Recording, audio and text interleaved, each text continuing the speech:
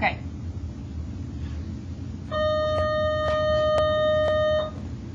So when you read this at first, okay, it is a little intimidating until you realize, okay, calm yourself down. They told me it's about desire. I can see what's happening here. I know it's a sonnet. What type of sonnet is it?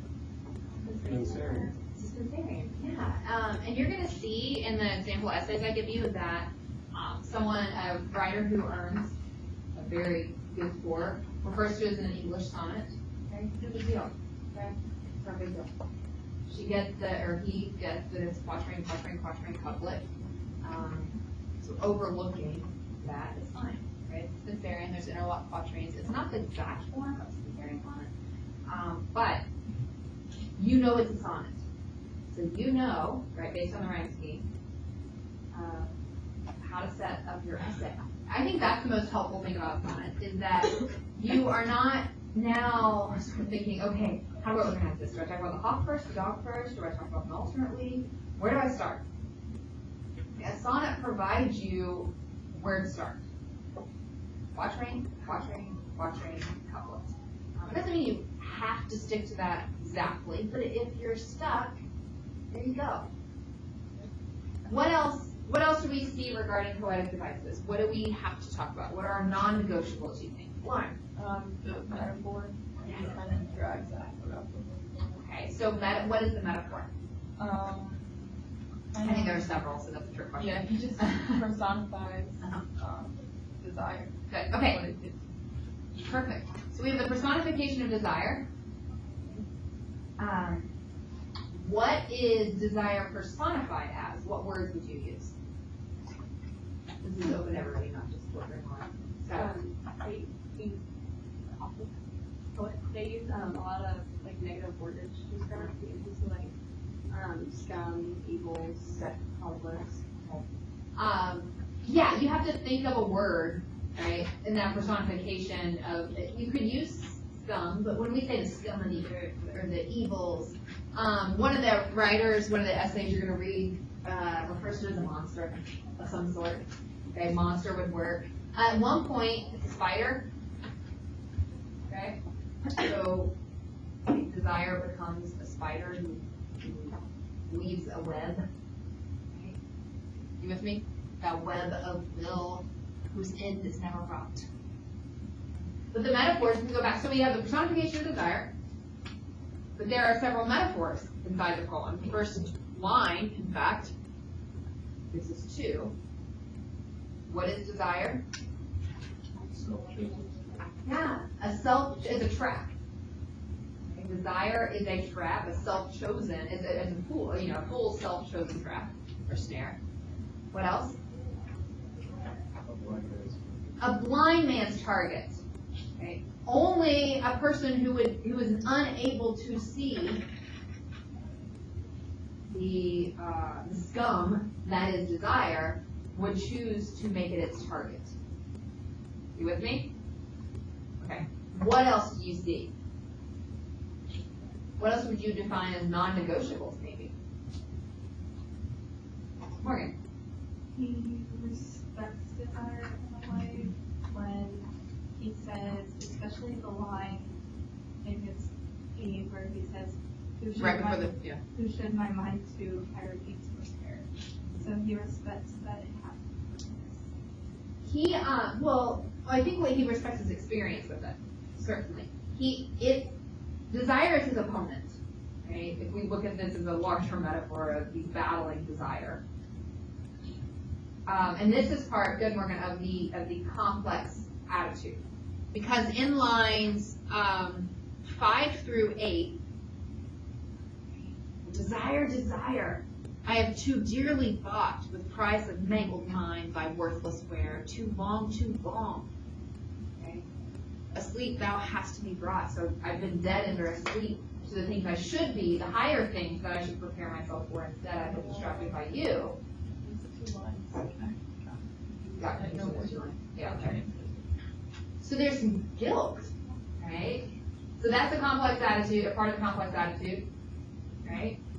I've got some guilt, or I have respect for my opponent because I've been there, and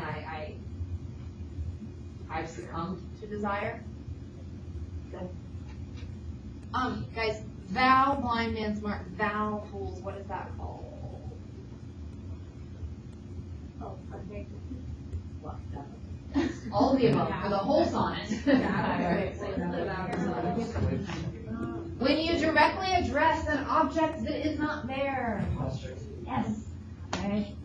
An apostrophe, the poem begins, right, with addressing thou or oh, right?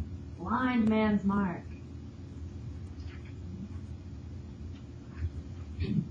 Anything else that you noticed?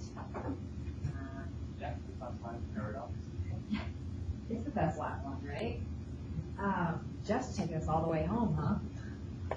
Within myself to seek my only heart. So this is the turn of the poem. All right, how does the poem progress in attitude before we get to Jeff's last line here?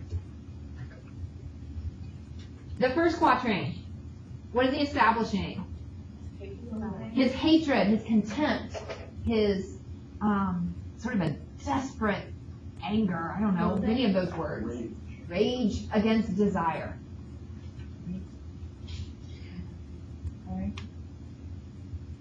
Now we go to 5 through 8.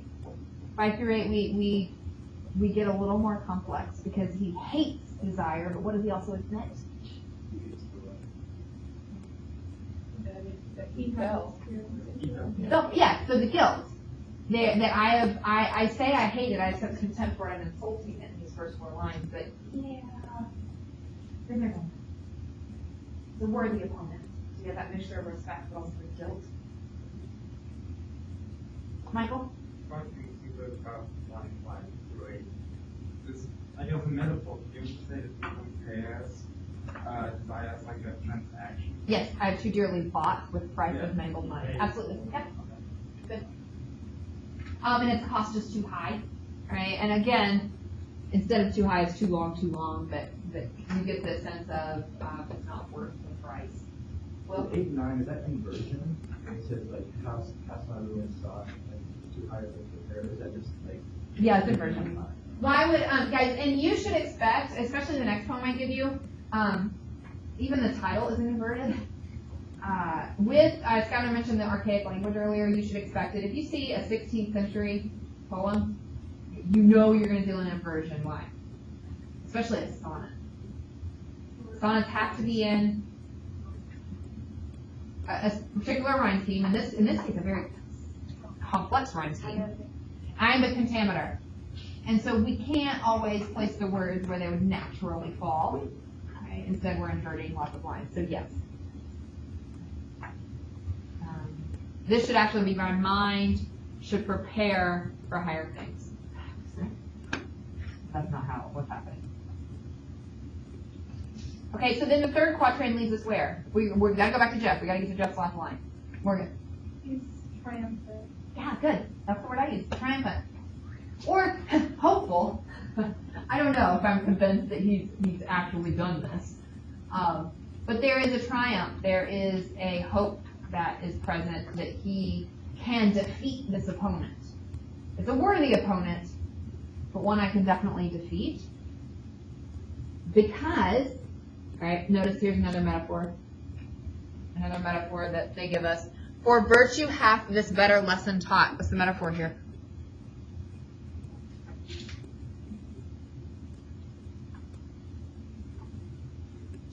You can do it. For virtue hath this better lesson taught.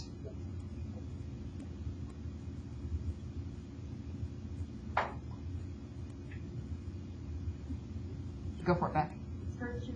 Virtue is a teacher. Ding, ding, ding. She gets it. Okay. Right. Virtue, and this is where we get in that triumphant mode of, virtue being the teacher. Where is it? Somewhere around here. Because he realizes within myself, I've got something. I can overcome this. This is where his hope comes from. And we lead to the paradoxical last line. Desiring not, but how to kill desire. There's a ton of wordplay in this poem. We'll talk a little bit more about it. But all that wordplay leads us to this paradox. Oh, I have desire, but my desire is to kill desire. I know, right? So cool. Oh, I'm not convinced. If you look a little bit more at the wordplay of this idea of vain, in vain, how define that word in this context? In vain, thou. In vain thou, in vain thou, in vain thou. What does that vain mean there? Yes.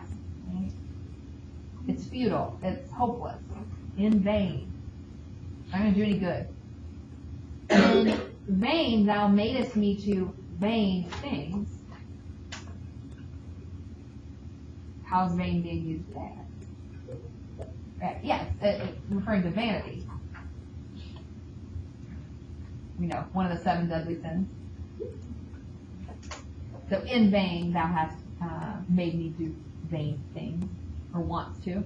Thou kindlest all thy smoky fire, and look how this goes, right? What's a smoky fire? Right? It's not surprising to you that fire and desire are matched, right? Okay, flames and desire, I mean, it all works together. You're used to that archetype. But it's a smoky fire, so what does that tell us? Do what? Sorry, my mind was looking there. It's not really a successful fire. Okay? It's not in glass embers, or it is the firewood is damp, okay, and it's just smoky. Okay? It's taking away desire's power. Alright? So in that last quatrain, he builds, or he, he unarms his opponent in order to get us to that last line where the paradox is. Oh, I'm going to have desire, but only to kill desire. So the complex attitude, I think you guys, which ones haven't we talked about? The anaphora and repetition. Oh, we didn't talk about noun. What's anaphora? Yes, repetition in the beginning. Words, like 2 or 3 words. Walt Whitman, famous for it. Okay. In vain thou, in vain thou. He does it up earlier too. Okay. What does the anaphora do? What does repetition do? Okay, it reinforces, sure.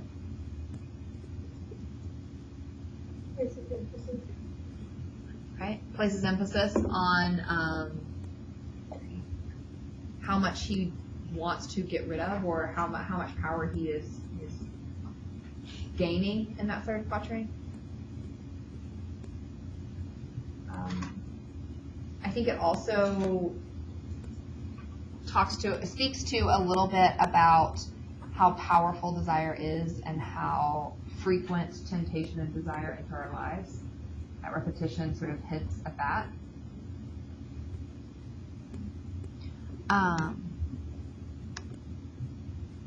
Give me just